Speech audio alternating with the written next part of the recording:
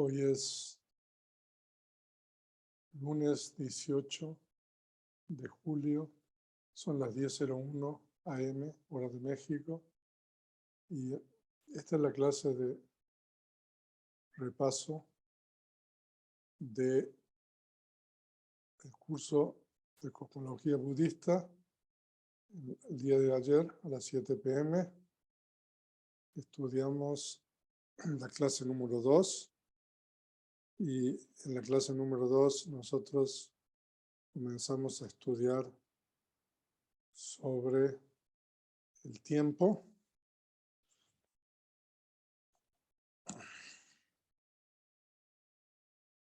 Entonces primero hablamos de que hay 4 infinitos y leímos un verso de este tratado canónico que se llama el Buddha Vamsa, la crónica de los Budas, y los 4 infinitos son los grupos de seres, los universos,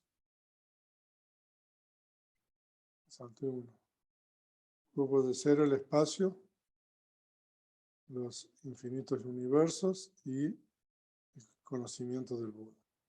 Y después recurrimos al comentario del primer libro de Vidhamma, que es el Dhamma Sangani. El comentario es el Atasalini del Dhamma Sangani. Y ahí también vimos que son los mismos 4 infinitos. El orden está diferente, pero son los mismos. Y también vimos las explicaciones de cada uno de ellos. Primero el espacio infinito, después los universos,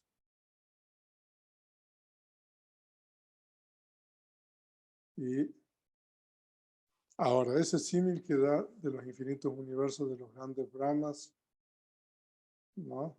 Del plano de Akanita. O sea que dijimos que el plano de Akanita es el plano más elevado de la esfera de la materia sutil, y que se dice de que esos Brahmas pueden atravesar 100.000 universos en el tiempo en que una flecha ligera arrojada por un arquero fornido atraviesa la sombra de una palma. Y que ellos corrieran, ¿no? Y lo interesante de esto es de que esos Brahmas tienen un periodo de vida de, aquí no tengo, pero más o menos 50, 60.000 eones. No, digamos, porque eso no lo dice ahí, pero entonces van a, no, o sea que, por eso dice morirían, o sea que se termina su periodo de vida. O sea que los infinitos no tienen fin.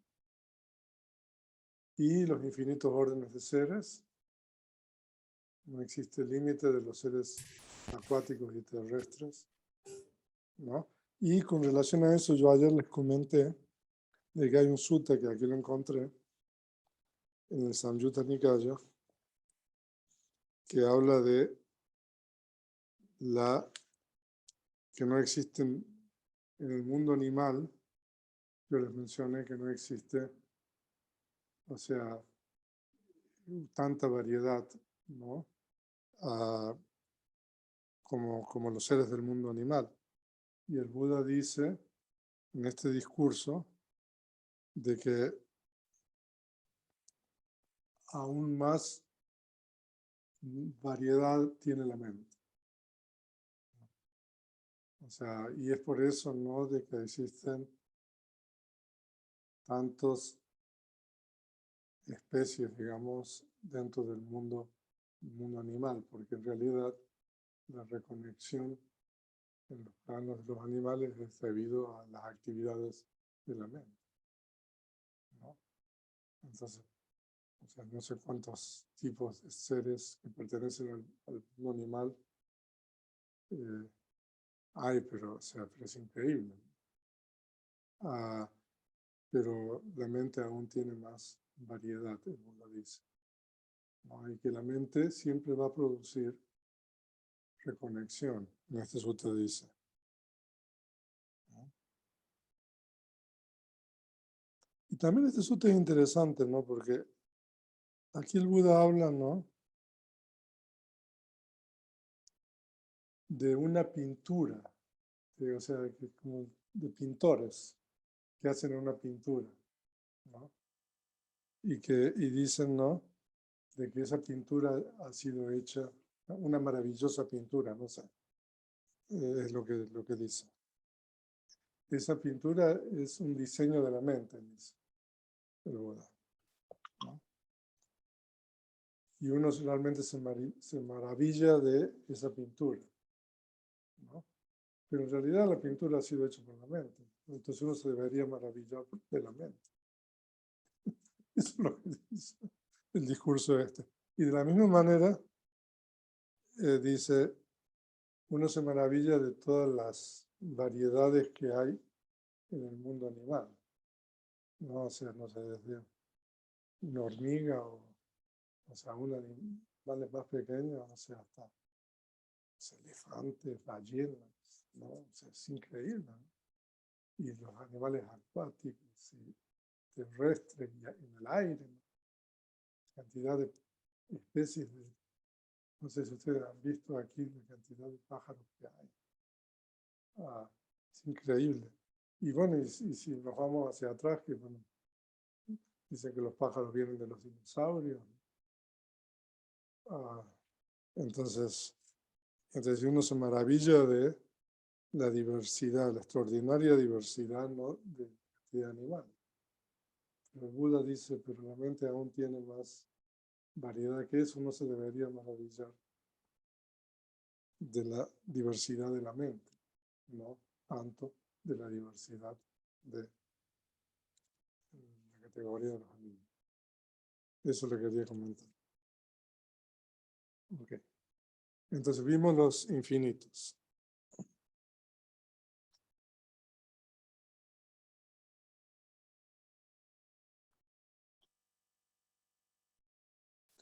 Y hablamos de los planos de existencia, ¿no?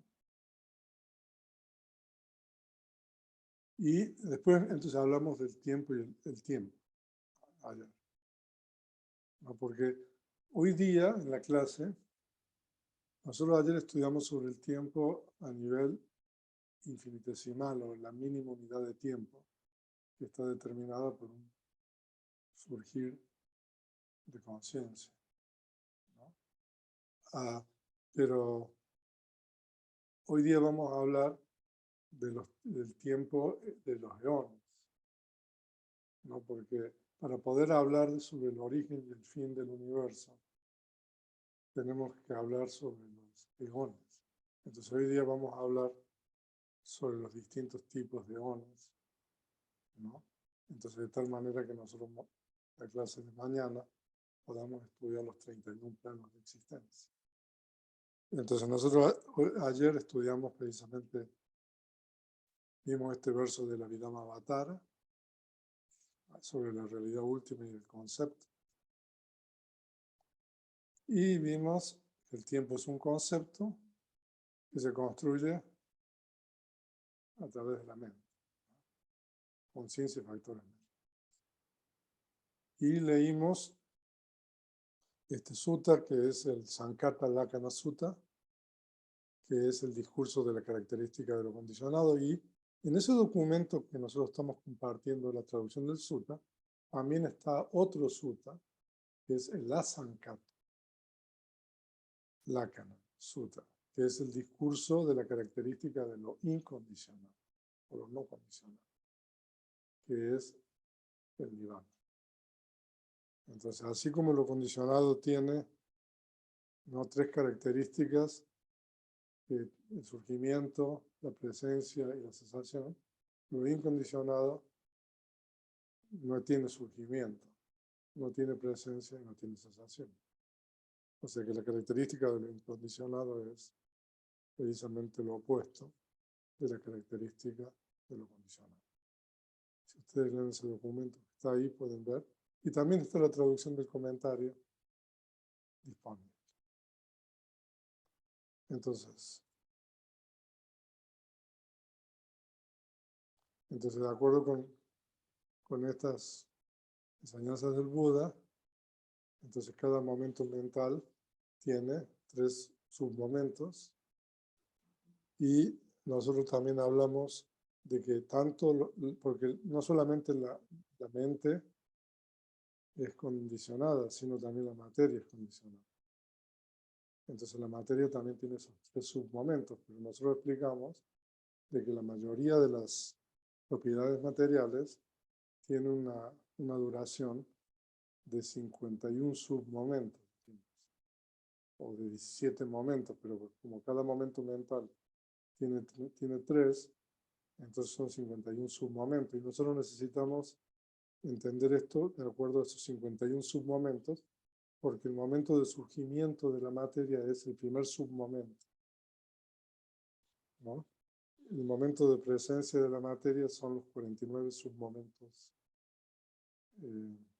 intermedios, y el momento de cesación de la materia es el último submomento, ¿no? Entonces, pero también es condicionada la materia, ¿no?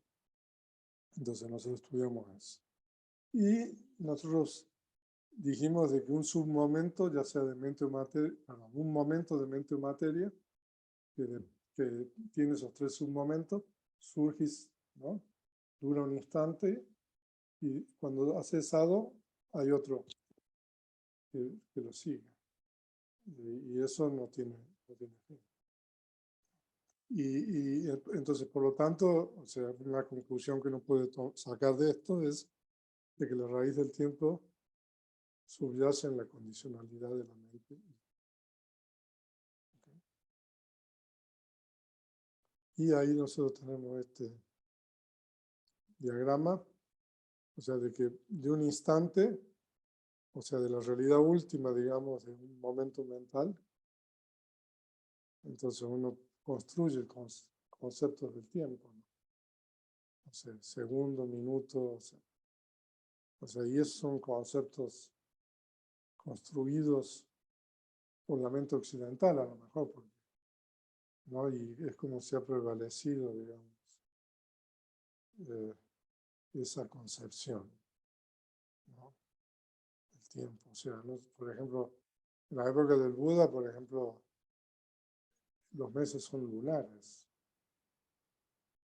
O sea, el calendario es diferente, o sea, se sigue, digamos, la fase de la luna. Pero, o sea, nosotros aquí, o sea, seguimos un calendario diferente. Entonces, o sea, pero es todo, o sea, está todo basado.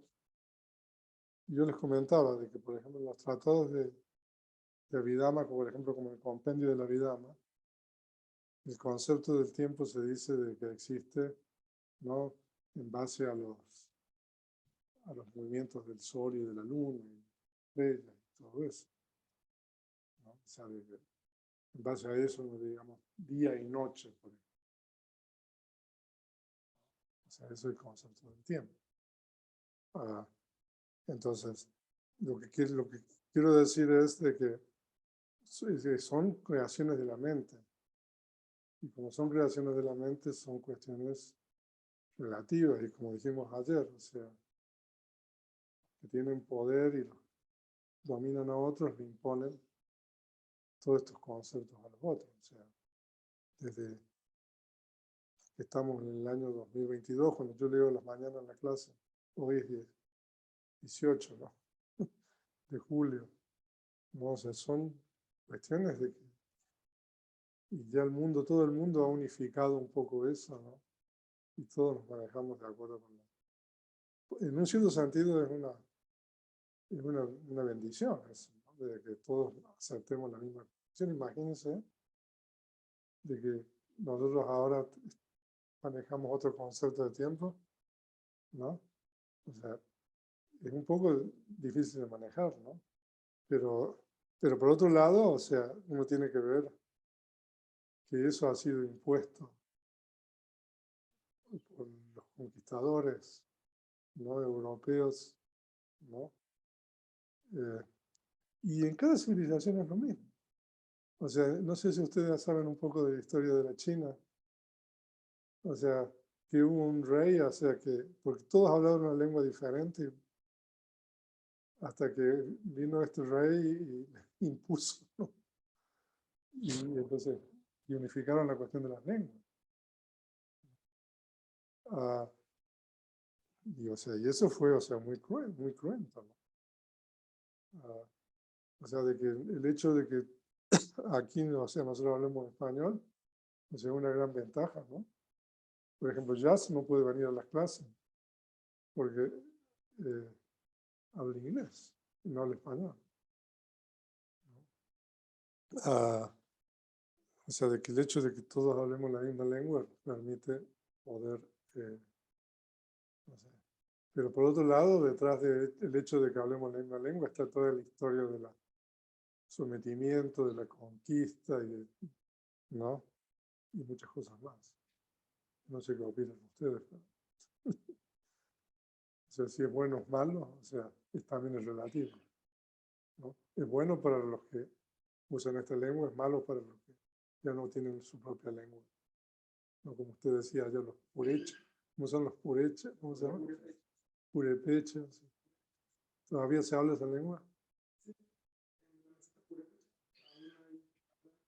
¿En dónde queda eso? Eso está mucho bien.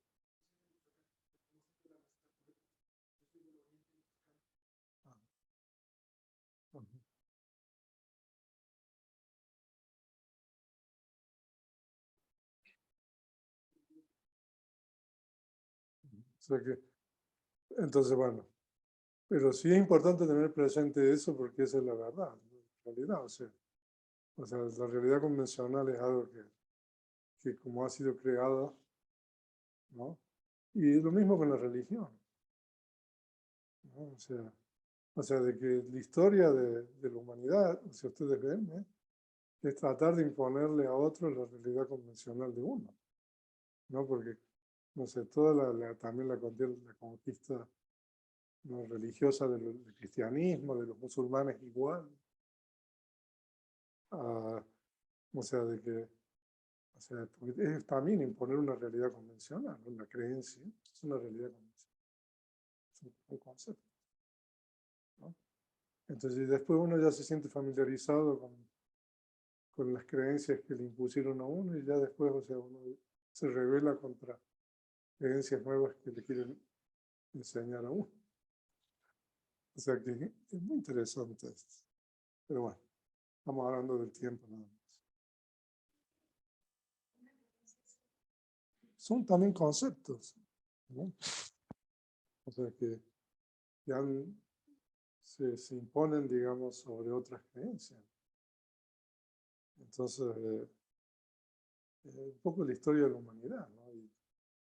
Y eso siempre ha sido generalmente a través de la violencia, a través de la fuerza.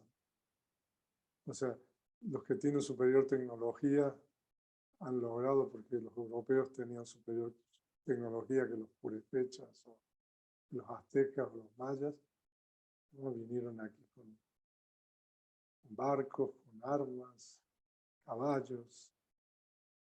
Entonces eso es suficiente como, ¿no?,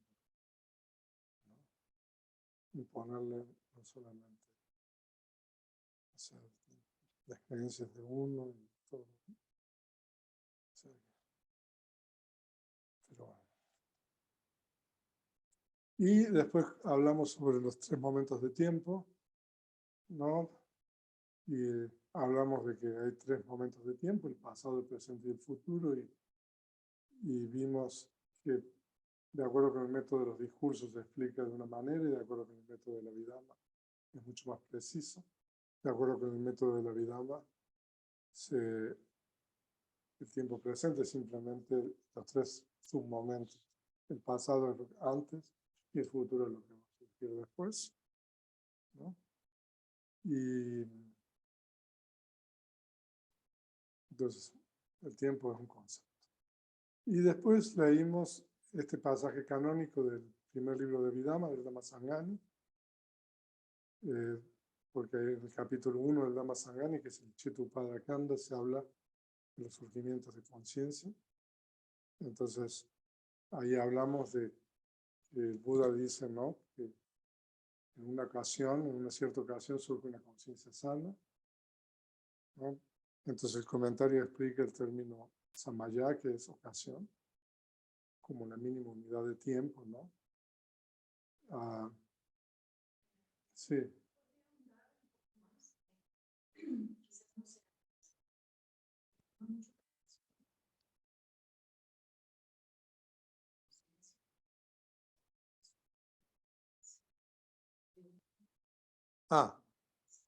No, lo que quiero decir de eso es que ahí el Dhamma Sangani comienza, porque el Dhamma Sangani, que es el primer libro de Abhidhamma, tiene lo que se llama en Pali matika, que es una especie de tabla de contenido, ¿no?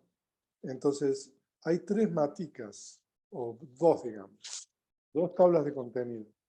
Una tabla de contenido de triadas, creo que son 20 tantas triadas, 22, ¿no? A ver si alguien entra ahí. Y hay una tabla de contenido de diadas. Ahora les explico qué es. Y la tabla de contenido de diadas tiene 2 partes. Las diadas de Abhidhamma y las diadas de los sutras. Y las triadas son 3 categorías, son 3 cosas, ¿no? Entonces, la primera triada de la matriz esta, de la tabla de contenidos, dice Kusala Dhamma, Avyakata Dhamma. O sea, eso significa, hay damas que son sanos, hay damas que son insanos, y hay damas que son indeterminados. Indeterminados significa que no son ni sanos ni insanos. Entonces esa es la primera triada de la matriz, de triada, ¿no? Entonces, el libro, el Dhamma Sangani, en realidad lo que es explicar qué significa cada una de estas triadas y estas diadas. Todos los capítulos que siguen, o los capítulos del Dhamma Sangani, se dedican a explicar, por ejemplo, qué son los dhammas sanos, qué son los dhammas insanos, qué son los dhammas indeterminados. Entonces, todo el libro, entonces después hay otra triada que sigue. Entonces, todo el libro está dedicado a explicar todo eso. Entonces, por eso, en el capítulo 1, que ese es el capítulo 1, entonces comienza a explicar qué son los dhammas sanos, ¿no? Entonces, comienza con las conciencias sanas. Entonces, hay conciencias sanas de la esfera de los sentidos, hay conciencias sanas de la materia sutil, hay conciencias sanas inmateriales, hay conciencias sanas ultramundanas. Entonces, el primer capítulo explica cada una de estas conciencias. Entonces hay conciencias sanas que surgen con sensación de placer. Por eso la primera, esa es la primera, ¿no? O sea, hay conciencias sanas que surgen con sensación de placer, con entendimiento, espontáneas, ¿no? O sea, entonces, por ejemplo, en la esfera de los sentidos hay 8 conciencias sanas, ¿no? Entonces, el Dhamma Sangani explica cada una de esas 8. Entonces, ahora está explicando la número 1. Entonces, la primera conciencia sana de esas 8 está asociada con placer. Entonces, por eso dice, ¿no? Está asociada con placer. O sea, pero si uno se mueve a lo mejor al número 3, está asociada con sensación que no es de placer, sino de indiferencia o neutral, ¿no? O sea que las conciencias pueden estar asociadas con diferentes tipos de sensación, ¿no? Entonces, y la conciencia puede ser diferente de acuerdo a los objetos que toman, ¿no? Entonces eso es lo que explica el Dhamma Sangani, ¿no? Pero lo que está explicando aquí, bueno, lo que nos interesa a nosotros es la cuestión del tiempo, ¿no? Porque esa conciencia surge en un momento, ¿no? Como dijimos, y cesa, o sea. Entonces el Dhamma Sangani tiene que explicar la cuestión del tiempo. si usted sigue leyendo el Dhamma Sangani, va a explicar todo lo que está preguntando. O sea, Somanasa Sahagata, dice ahí, ¿no? A la izquierda, ¿no? Eso es asociada con placer. Eso significa, ¿no? Chitam Upanam significa hay un surgimiento de conciencia. Kusalam significa sana. Y Kama Vacharan significa el efecto de los sentidos. Porque puede ser Rupa Vacharan o Arupa. Puede ser el efecto de la materia simple. Entonces, lo que el Dhamma Sangani está tratando de explicar aquí es Samaya, que es ese momento donde surge la conciencia, ¿no? Y que, como dijimos, tiene 3 submomentos, ¿no? Entonces, ahí explica el Dhamma Sangani que el Buda, el sabio, ¿no?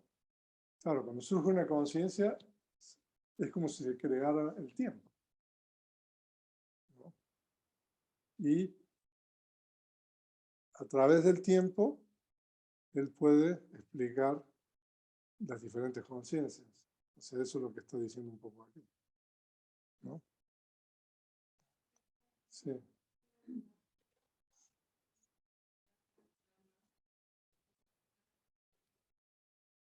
Ajá, ¿en dónde está con mayúscula?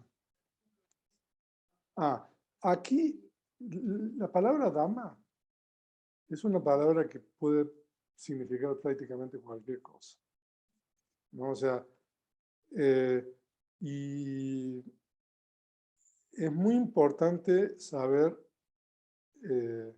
qué significa en cada contexto en particular. Normalmente, para eso están los comentarios. O sea, si uno no recurre a los comentarios, o sea, es un peligro. Porque traducir... De hecho, los primeros, digamos, estudiosos en Occidente, porque es muy temprana, digamos, el encuentro de Occidente con el budismo. De hecho, si usted se fija, por ejemplo, la palabra Buddha, como se escribe en Pali o en sánscrito. Esa palabra aparece en la lengua inglesa. Hay se llama el Oxford English Dictionary, que es un diccionario que tiene la historia de las palabras, ¿no? O sea, es una obra voluminosa, o sea, el Oxford English Dictionary o sea, eso es una obra monumental que tiene la historia de las palabras. Y no solamente a eso, a uno le dice en qué libro apareció por primera vez, ¿no? Y si usted se fija en ese diccionario, yo lo tengo en línea aquí, ahí le va a decir que la palabra Buda aparece en la lengua inglesa a finales del siglo XVIII, o sea, 1700 y tantos, si no me equivoco. O sea, de que antes, o sea, por ejemplo, en Europa, o sea, las lenguas europeas, ¿no? O sea, antes no existía esa palabra. Entonces, volviendo a la cuestión de los conceptos de la colonia y la colonización, ¿no? Entonces, como países europeos colonizaron países budistas, ¿no? Como por ejemplo, hablando del Theravada, Sri Lanka, ¿no? O sea, primero fue una colonia portuguesa, ¿no? Después holandesa, y después inglesa, ¿no? Entonces Vietnam, ¿no?